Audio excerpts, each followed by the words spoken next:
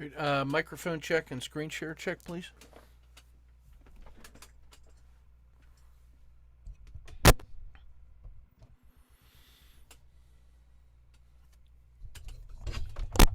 Oops.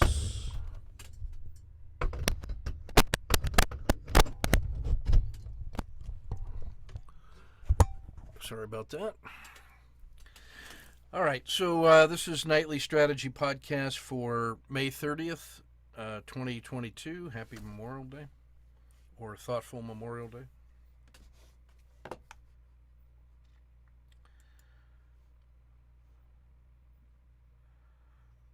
see here, just a moment.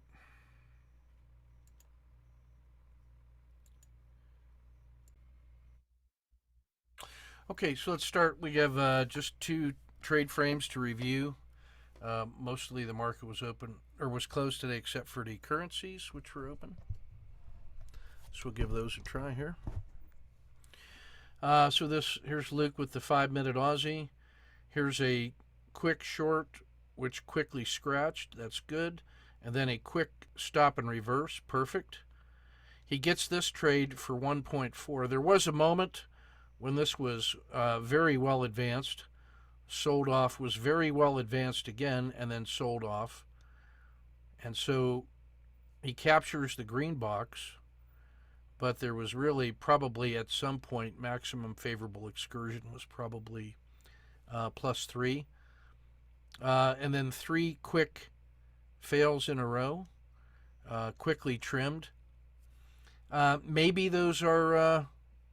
in retrospect, you say, oh, I should have just left him alone because that would have been a great entry here. But you don't know that it's not going to come down all the way to here. So he elects to take the shorter up, but he keeps firing.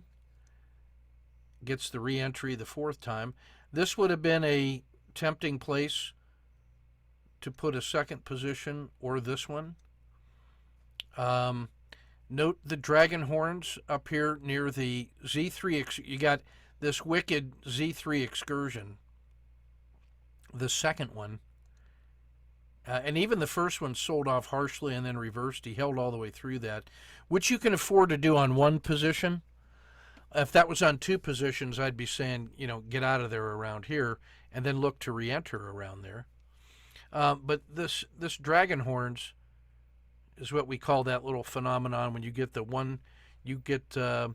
Z3 line here and you get an excursion and an exit, and then it doesn't make a new high and then starts selling off again. I normally say on that one, just go ahead and take that here because it did not get above that previous high. It's already showing signs of weakness in the fact that it could only push to that high. And then you can just go ahead and capture the joy, and then you don't know how far down it's going to go. But then if it reverses with a 1, 2, 3, wherever that does, well, then you can get in here again, 1, 2, 3, and then just play that back up, which is essentially what you saw here was from an entry here. This thing runs all the way up and then starts running back down. I'd probably, under normal circumstances, just say, take that so you don't suffer this. But then on the rebound, that's not a bad place to re-enter. It nets out to be exactly the same thing, but you're not enduring this, and you don't know that that's not going to come all the way back down. So my spider sense that he was getting pretty close to an exit down around here anyway. But anyway, that was either a second position or a re-entry, and now you get this move to the upside. Didn't quite break out of the Z3, and only because you already had a Z3 excursion, that makes the Bollinger Bands wider already. But now when you have this little, let's take a look at that little formation. And why I'm going to say probably want to exit right here. Because you have this first long, strong bar up. That's this one.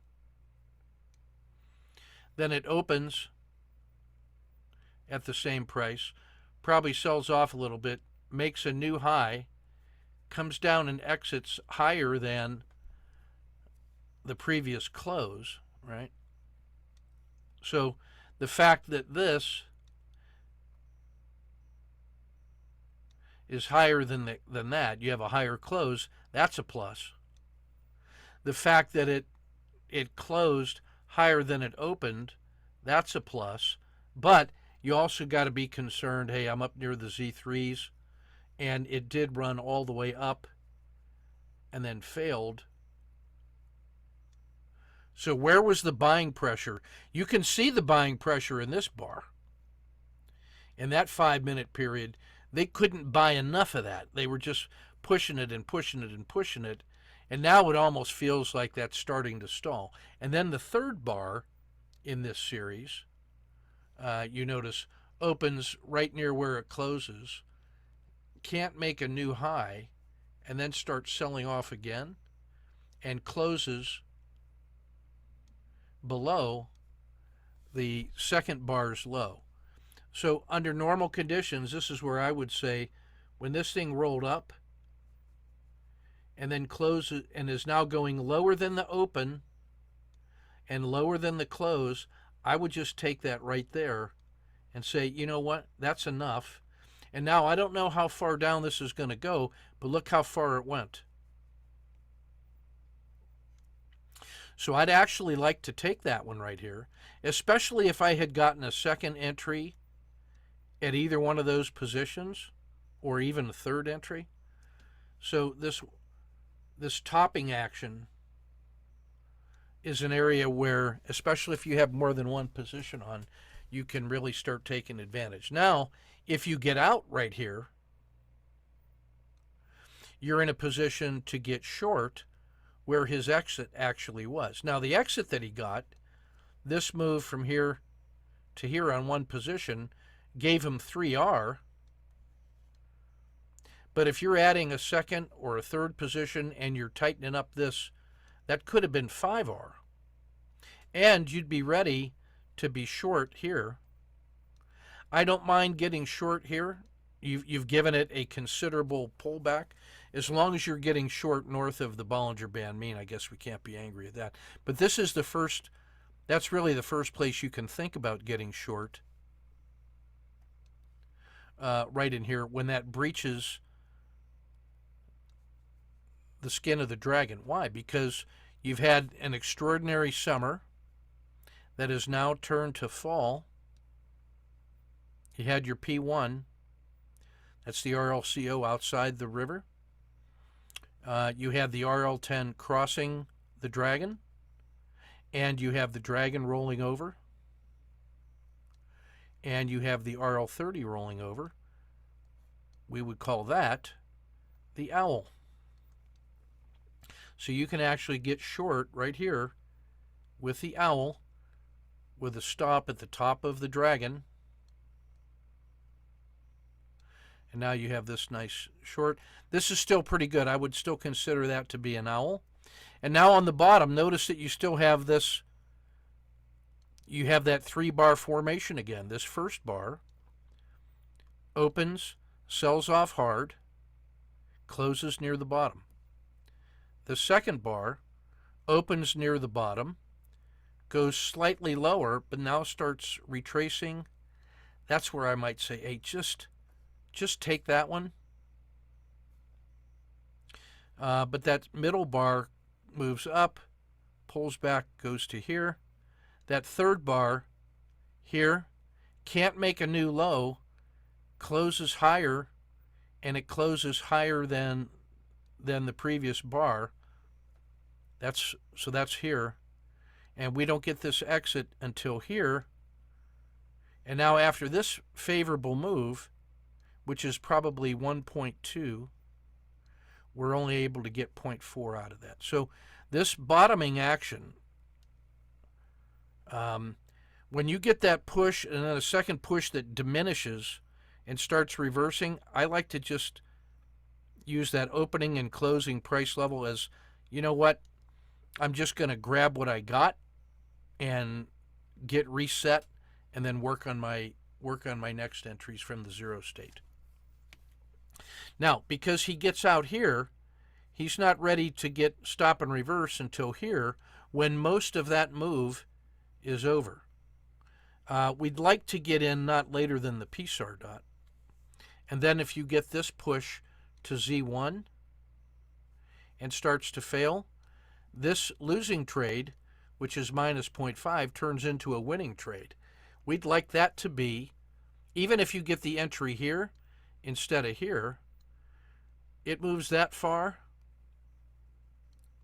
No lose plus dinner for 2, which would make that a 0.2 instead of a minus 0.5, and that's a net 0.7. That 0.7 difference would cover one of those other entries where we tried and it didn't follow through. So this stuff adds up. So this one rolls up, rolls down, he takes the loss, starts to reverse back up, and now what we have is this kata 2 action. All these higher lows, and we've seen one push here, the second push. So now we're not getting into that move until here, after it's come this far off that swing low. So we'd like to get that maybe here instead of here, because this is where it leaves the dragon.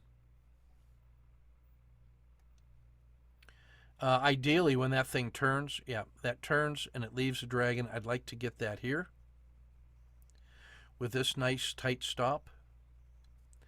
Then on this one, using the same logic, I'd probably want to get out here rather than here. I'd rather take that one and get all the joy early and get it banked. And then I might have been able to play that as the kata 2, or this as a kata 2, instead of waiting this long and then taking the loss. So this one was in our favor a certain distance, and we let that, so maybe that's 0.5, and then we let that come all the way back to here to minus 0.8. So that's a net swing of 1.3. So that hurts. Waiting that long to get the exit then makes us late getting in on the short, which, now notice this one got almost down to Z2, and we let that come all the way back to here for a 0.1, where at one point we might have had 1.0. So that one's painful. This is not a bad short, because this thing rolled over, and as soon as it came through the dragon, we got it. Here's your little 1, 2, 3 bottom. That's 15 minutes of looking at this thing closely. I respect that exit. I'd like to have seen at least a scratch, but that's still not bad. But then I got to get this. That's got to be taken right here, because that's the stop and reverse. Because I'm still working on the kata 2.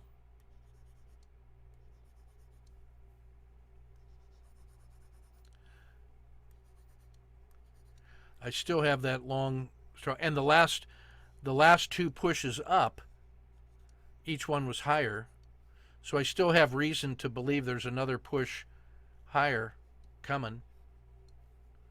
So the sooner I can get, if I can get that here instead of there, then I get to capture that move.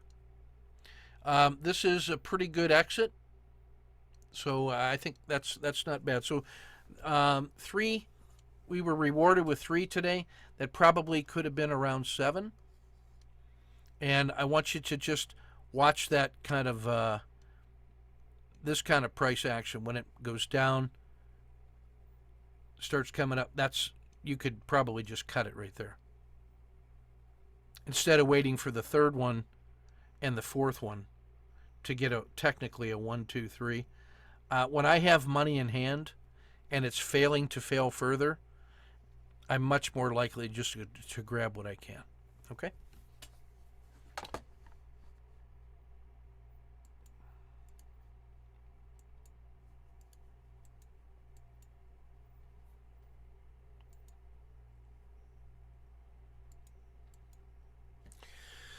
All right, so here's Arch on the 5-minute Aussie.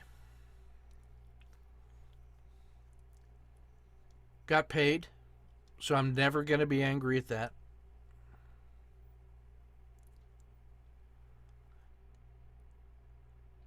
When that reverses like that, I'm probably maybe here instead of here. That's not bad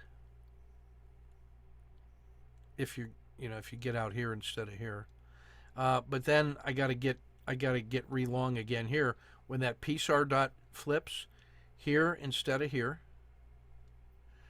Then this is a good run up and revert. That's great. I don't know that I like this short because I like that long right there. So if you get short here, then you got to get long right there. Because look, you're still working on a Z3 pinch from all the way back here, and it's never shown you a strong move to the downside. It never showed you a strong move to the downside. So you got paid on this trade. The short didn't work, but immediately reversed. So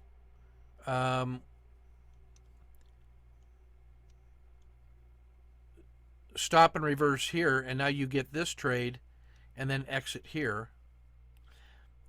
Now, this is the first place that you can think about getting short, is like right in here. But if you do get short here,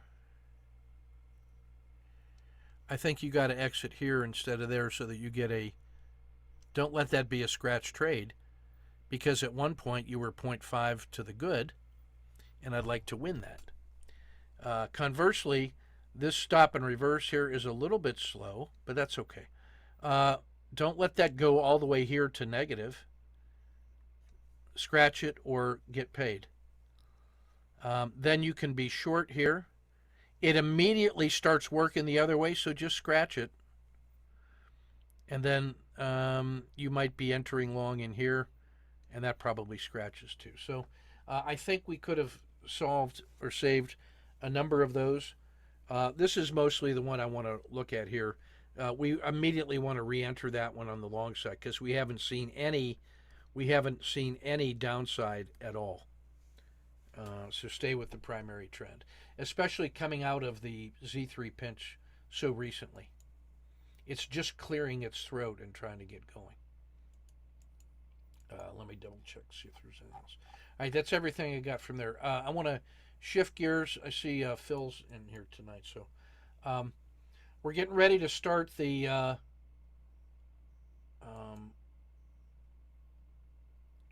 Creativity 202 course. That's going to be in, the first meeting of that is going to be on June 12th, Sunday morning for the Euro guys, and June 13th in the evening, Monday night, for the Americans, or the Western Hemisphere, I should say. So just as an update, the Creativity 202 bundle, if you will, this workshop we're going to do, really has 4 courses. There's the Creativity 202 course, which is the Fletcher treatment. Then it has 3 additional support courses that are supplemental, which will fill in some of the gaps and may be of interest, and I wanted to reward the guys for taking the first official portion of this. Creativity 202 then is the Fletcher treatment. All right, Fletcher. And it's 30 weeks, 30 lessons, and I'm going to cover that in a minute. Creativity 101 is traditional Army training on creativity that'll do you no harm, and just fills out some of the language and the concepts. It supplements some of that Fletcher stuff. It's a standalone course, but it gives you the traditional alternative perspective, and it will do you no harm. Resilience 101 is a positive psychology-based stress management, emotional intelligence strengthening kind of course that helps us approach and manage the stressor events in our life, and it'll do you no harm. And then True Storytelling Foundations is the background theory and practice of how we're going to do the weekly check-ins, which is this kind of script. All right. And you don't need to take that course in order to participate in the weekly check-ins. But once you start doing those weekly check-ins, typically people get really interested in true storytelling. Hey, tell me more about that true storytelling stuff. So I've included the True Storytelling Foundations course in the workshop just to anticipate that, because you may end up wanting to know more about it. And I sell all those courses separately, but I wanted to make that part of the bundle that we do, because we're going to be in this thing for 30 weeks, and more insights is better than less. Here is the guidance that I have given to the interns on how to get best use out of learning all of my material. And it turns out to be the same advice that I'm going to give to the Creativity 202 folks, sort of a technology of how to study effectively and how to turn your studies into effective action. So this comes from, 25 years of adult education at the graduate level. And so what I've asked the interns to do, and I'm recommending to the creativity folks to do, is first, always start with a vision and an end state of where you want to be by the end of this thing, so that when we're done, you can determine, are we there? How much more work do I have to do? The next thing that I suggest is to have a trading metaphor and a team roster. So in the foundations course, I tell you about, I use a soccer metaphor, practice rooms, locker room, equipment room, the stadium and the game and the scrimmaging and all that stuff to flesh out the metaphor of trading. I also use combat patrols, snipers, things like that, animal totem spirits, all of which help personalize and increase the depth of meaning for me. So I think it's important for you to articulate, what is trading like for you? What does it feel like that you're trying to do? Because that will often tell you, where can I expect to see challenges? Where can I draw upon strengths? And it helps us understand how you view the world of trading. And then I'm going to advise folks, the interns, but also the creative folks. You need a trading journal of all the case studies of your trades. So whenever you're making a trade, you kind of want to have this was my setup, so this was my trade frame and my trading plan for how to trade it, and then I traded it, and then this was my results, the closeout portion of it. So the life cycle of the trade was from where I started planning and preparing, and then I executed it, and then I got my results, and now I'm assessing it. So plan, prepare, execute, and assess. That whole package is one case study for that trade. Plus, we're going to want you to, hey, what were your lessons learned as you analyzed your performance on plan, prepare, execute, and assess? What were the pluses and the minuses?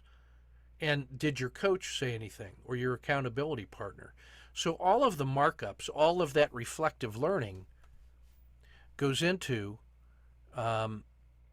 the completed case study for each trade that's in your trading journal.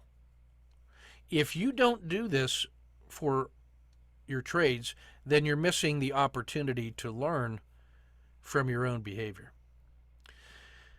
We also want a one-page daily after action report for any day that you're trading that summarizes um, your sustains and improves, and then your action steps for each of the plan, prepare, execute, and assess. So we have a little form that we fill that out so that we can itemize all the things that we want to do better and the weaknesses we want to address. And then we pick a couple things that we're going to act on with our accountability partner for the next day. And so that becomes part of the feed forward of assessment into the next day's trade. So you want to have a collection of those in your trading journal.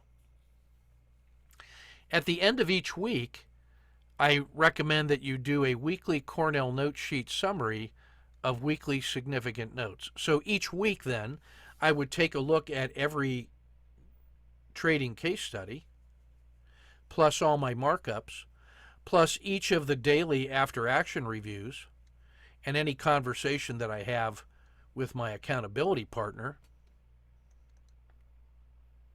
And then I'm going to write that up in a weekly Cornell note sheet that summarizes to the top level the most important insights. I'm going to keep a 4-column learning journal in which every little aha moment that I get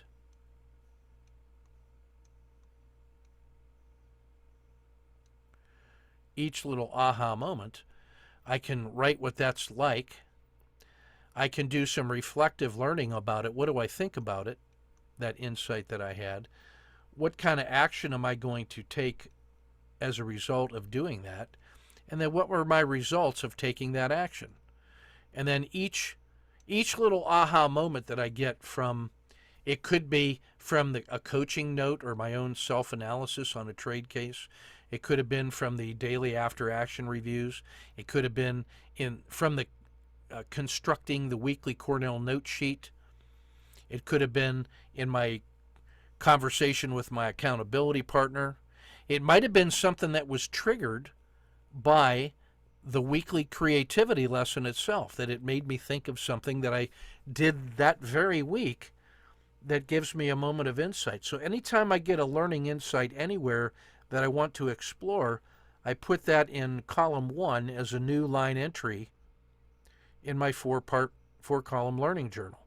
And then I'm going to think my way through it systematically until I decide what I'm going to do and then what the results of doing it are. So that's a way to ensure that you don't lose those moments of inspiration that come from a number of different places, right? Then I want an unconstrained master task list. And so this is my action list. My unconstrained action list gets populated with things that came out of the trading case studies, from the daily after action reviews. It could have come from a learning journal entry where I committed to take an action.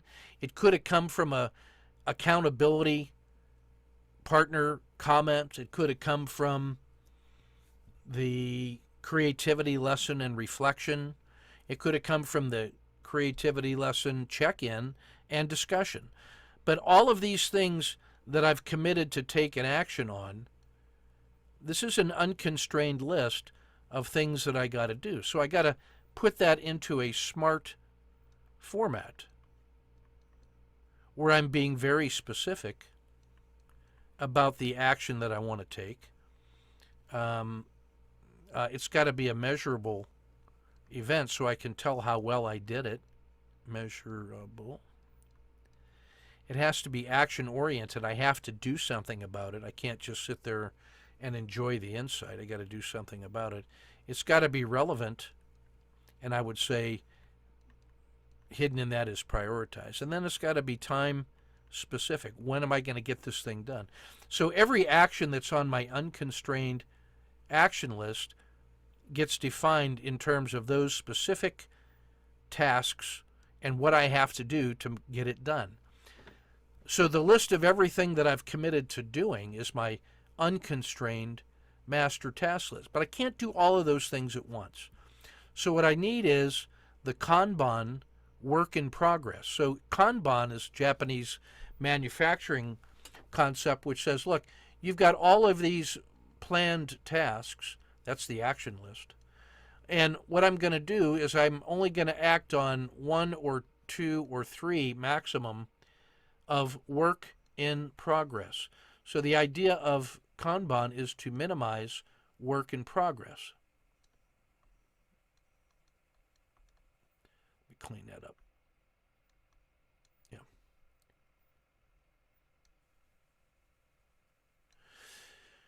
In order to stay focused, I'm going to pick from that unconstrained list the highest priority, most significant things to accomplish, and I'm going to work on that. And then when I get tired on that momentarily, I might shift to 2 or 3, but I don't want more than a couple things going on at once. And then when I get it, it goes into work complete listing, which is just all the things that I've done. So by minimizing work in progress, I can actually get to closure on things and increase the amount of work I get done. So Kanban, limiting the work in progress, lets me focus enough, and it defeats the problem of multitasking. And the idea of having a couple things going on is it allows you as a mammal to be able to shift back and forth, maybe while you're waiting results, or you've run out of enthusiasm for that one, so you just shift to the next thing real quick, and you can work a little bit on that, then back and forth. But you're focusing your energy on these things and getting to closure, and then you go back to your prioritized production queue, and that is really your unconstrained action list, but now priorities 1, 2, 3, 4 down to N, which are ready to go into production as soon as you've cleared one of your workspaces ready to go. And then finally, number 9 is the histogram of trades. So all of those case studies affected by all of these improvements to your trading program gets reflected in your actual production results of your histogram. So those are the setups or the documents that I think everybody that's taken the Creativity 202 bundle ought to have in place. And anybody that's taken any of my courses, I recommend you do exactly those things because of the reasons I just said. That's how you will be able to achieve maximum sustainable rate of learning. Now, the specific advice I'm giving to the Creativity 202 guys is, look, these other lessons are supplementals, and because you have lifelong access to the material, you don't have to hurry up and finish those. You don't even have to start them, but they are there for you, and I trust your judgment to go check it out once, like if you need just a break and you want to go work on some of those other things, you're intrigued, and go ahead and reward yourself with a little tasty, nutritious lesson from one of those courses. But because you have unlimited access to those courses, there's no hurry to get them done. I just want you to have them because I think it makes a nice package. When we get into the Creativity 202 lesson, what I'm going to tell you is you need your own personal work in progress. And these are going to be your objectives. Why did you take the course? Well, it's really so that my vision and end state of the future is going to be improved.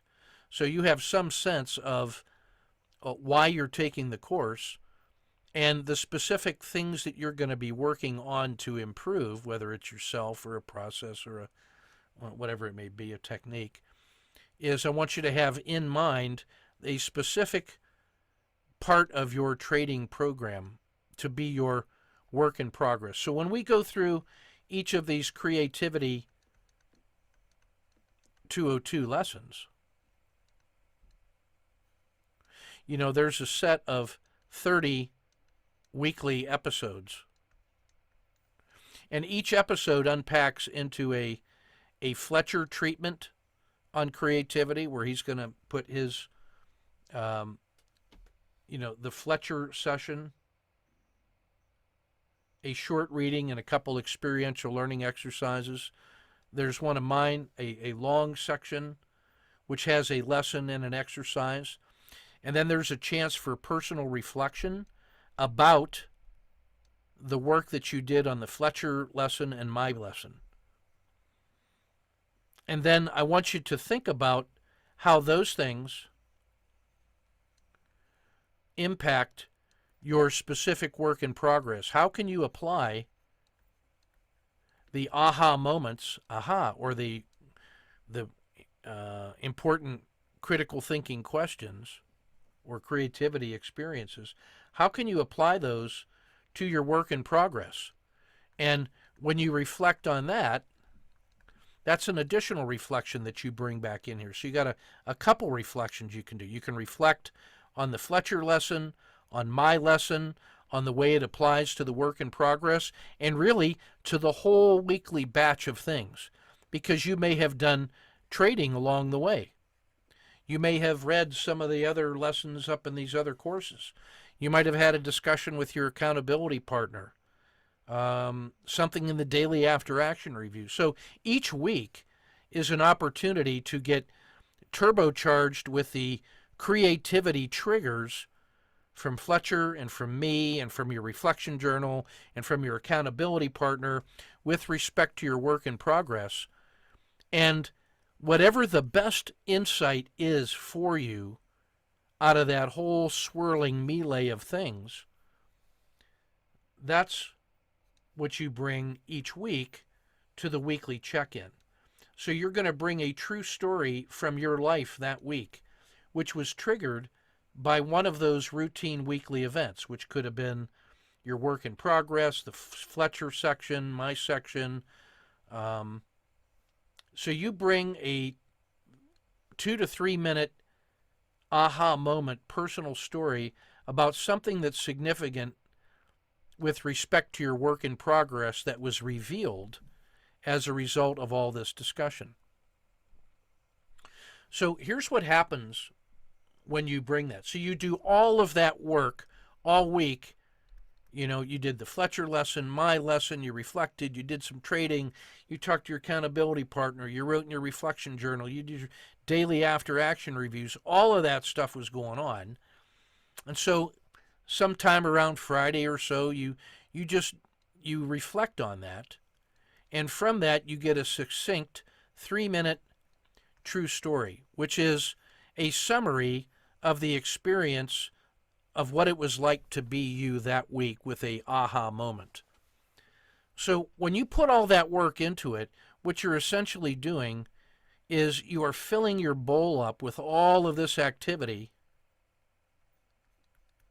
So you have filled that bowl, and from that reflection, a true story, a 3-minute true story emerges for you to bring to the roundabout circle, where we're going to have a meeting of all the people that were doing that same kind of work. So you bring your true story with you, and you have emptied your bowl, because everything that was in your bowl, you got it into the best story that you could tell, and now your bowl is empty. And when we get into that roundabout circle, we're going to go through a process where everybody in that circle is going to share their true story about creativity and reflection and trading and aha moments that happened that week. And when they put their, you can think of that almost as a community bowl or a community table. Everybody that's in that roundabout has all emptied their bowl and created their own stories, and then they all contribute that stuff. And when people tell true stories, as it says in here, the only thing that we won't do is comment, criticize, advise, process, recommend, do anything with it. Each person takes their turn telling their story of an amazing aha moment about trading, the insight that they got, and the rest of us sit there in silence and practice deep listening, and we let your story, if this is us and our conscious mind is up in here and we've emptied our bowl in our true story, your story comes in and it goes down to the very roots of our being and fills up all this space, And we are not just waiting for our turn to talk. We're actually listening and sharing the feelings and getting used to listening to the truth being told. And when it's our turn, we practice telling our truth. And what happens is you will get this amazing set of vibrations and insights that happen and that are just resonating back and forth like a little meditation bowl. And then when we hit the gong for the last time, we come back into the large circle, and we're going to talk about the experiences we had, or those aha moments, or the highlights of those things. And then we're going to engage in coffee talk about some things that occurred to us and whatever we want to talk about, as long as we're not criticizing anybody else's story, but we're telling our own personal our own reactions to other people's stories. We're telling our stories of how we reacted and how we felt, but we're not giving advice to anybody. So as a result of that, you get this amazing exchange of true stories and nobody judging you. And then all of those stories are free to go out into the world and exist. What you're going to then most likely do is, I'm going to recommend that you journal after each section so that you capture all of those aha moments to yourself. And then that goes into your learning journal to reflect upon, to add, to feed forward into next week's session. Well, when you start doing that 30 weeks in a row, you're not going to believe, by about the fourth lesson, the power that is generated from the exchange of those true stories is going to be off the chart goodness every time that happens. And then we've got 30 sessions where each week we're doing a Fletcher lesson, my lesson, your reflection, story exchange.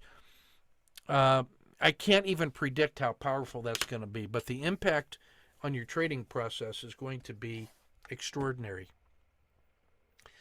It turns out that the resilience course is a nice complement to this. What to do with the emotional challenges or opportunities that occur from a life that is enriched in this way. And then you may be interested in learning more about the theory and practice of true storytelling, because what we're doing here is an actual true storytelling principle in action. We're not there to learn about true storytelling. We are there to do true storytelling about our trading processes. So we're doing applied true storytelling. It just happens that true storytelling is the supportive infrastructure that helps us engage. And so I include the True Storytelling Foundations course in the package, because inevitably you're going to want to learn more about it, because you'll see that it actually applies in every other dimension of your life where you think that you could benefit from more truth telling and more non-judgmental truth sharing. It builds collaborative teams in ways that are hard to describe. So this little check-in, this weekly check-in, is the group experiential learning element of Creativity 202. Now, do you have to attend those? No, you do not. The actual course itself is contained in the 202 bundle, or in the 202 course, which is really, each lesson has a Fletcher element, an experiential learning, and a reflection opportunity to go into your journal for personal use, and then a long experiential exercise and a thought experiment and a reflection journal, and then your chance to reflect on all of that. That's the guts of the course. So the check-ins are optional, and you're invited to come to those even if you didn't do the work that week, and even if you don't have anything to share. Being there, just being in the presence of truth, is going to be helpful and satisfying to you, especially when you see that, hey, you're not being judged because life intruded and you weren't able to get all the work done that you wanted. So it's more important that you come to the circle and just experience the non-judgmental true storytelling teamwork, and you'll get the lessons done on your own pace. And because you have lifetime access to that, there's actually no hurry on that anyway. So this is a non-traditional approach to workshopping from what you may have experienced in the past. Normally it's like, hey, I've got some foundational materials and you got to have lessons 1, 2, 3, 4, and 5 before you can get to 6 through 10. And then that each one you have to master before you can move to the next one. This is much more like gently walking through a pasture or a forest and seeing what may be seen on its own terms, and then keep coming back and circling around and becoming deeply familiar in a non-linear way with all of the elements in your own learning ecosystem in partnership with others. So that's what I want to say. So those of you that are out there in the Creativity 202 bundle, what I want you to do is get these documents prepared. Think hard about your trading vision and end state and your objectives and your work in progress. Get your trading metaphor. Figure out who's on your team, your accountability partner, and stuff like that. Get your documents set up. I'll give you samples of those. You can get them in the chat room as well. But I'm building a common package of blank forms for you. I'll have that done by this time tomorrow, and walk you through that. And then just be familiar with the syllabus. You can see how the course is organized. You can take a look at these other ones if you want. You can do as little or as much of those as you wish ahead of time. I trust your judgment. Sometimes people have more time and they want to get ahead on things and start building out, putting some money in the bank, as it were. The important thing to note is that the first check-in that we're going to do is June 12th. So every Sunday morning, I think I have it set for 10 Central Time. And then Mondays, PM, I think I set it for 7 p.m. Central Time to allow, there's going to be a certain time discipline so that we can roll into the Monday night regular strategy podcast. And then that gives you a favorable time to be able to do this kind of check-ins and synergy. And you'll discover that when you do those true story circles, it becomes sort of a way of life. We do one on Saturday mornings with a bunch of folks that have been in our community for multiple years, and the only thing that we do not talk about is trading. We will not talk about trading in that circle, and all we do is talk about our work in progress, and we've been doing that for almost 2 years now. And it's the highlight of my week, to be honest, because of the ability to just express what's on my mind. It gives me a chance to put the week into context with a whole room full of accountability partners who are telling me their truths. And I can tell them the truth of what I'm doing without worrying about, they're judging me or they're going to give me advice or I don't have. No, all I have to do is practice telling the truth, and then just listening to the truth without judging anybody else or trying to hurry up and fix them or whatever.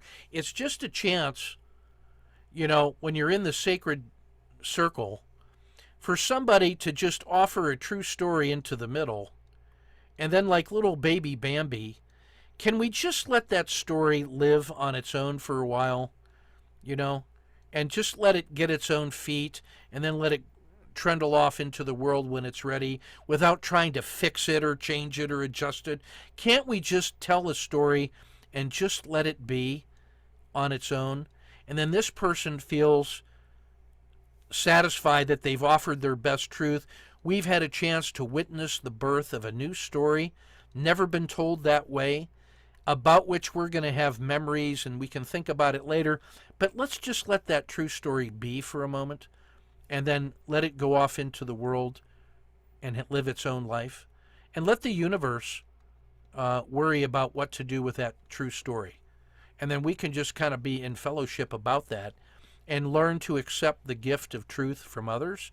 And even more importantly, receive the gift of silent witnessing from trusted others. To be in a space where other people that you trust allow you to tell the truth without judgment or advice and anything like that. You can just let your truth out and just let it go and just bask in the feeling of having given truth to the universe without instantly having to work on it and what's next and do. Oh, I mean, who needs that? So for an hour or two a week, just to be able to enjoy that moment of serenity that comes from having told your truth and relaxing is very, very satisfying. So that's when you combine the power of true storytelling with the power of Fletcher creativity, what you end up getting is you get creativity on one end and true storytelling on the other, and you get storytelling in some sense from both directions and a real synergy of creativity and truth telling and fellowship and individual work. You get a really powerful motor that's generating power for work in the world, because you end up being able to focus on the things that matter and coming up with clever ideas of things to try in a supportive learning environment. So that's everything I wanted to say about true storytelling and what's coming up, and to be ready for all that work. So keep doing the work you're doing, Phil. I mean, you're doing great stuff on the resilience, but that's we're a couple weeks out yet from starting that the first check-in. So I want to slowly start moving us in that direction. And I would say, since you're double tapped as an intern and then also as a C202, you got to get all this stuff done. We got samples for all that, so I'll be working on that, tonight and tomorrow to make sure you have all the blank forms. But that's actually pretty easy to do. Phil Wu has done most of that work already. In fact, if you just connect with Phil, he can already give you he's got all the samples of the Cornell note sheets anyway, and the daily after, and he's already got all those as blanks anyhow. So, but I'm going to put together my own set of clean forms because I have them, and I just got to assemble them into a package. All right, so that's everything I got for tonight. Just want to say thanks for hanging in there, and I'll get this published and posted in the usual way. So thanks for that.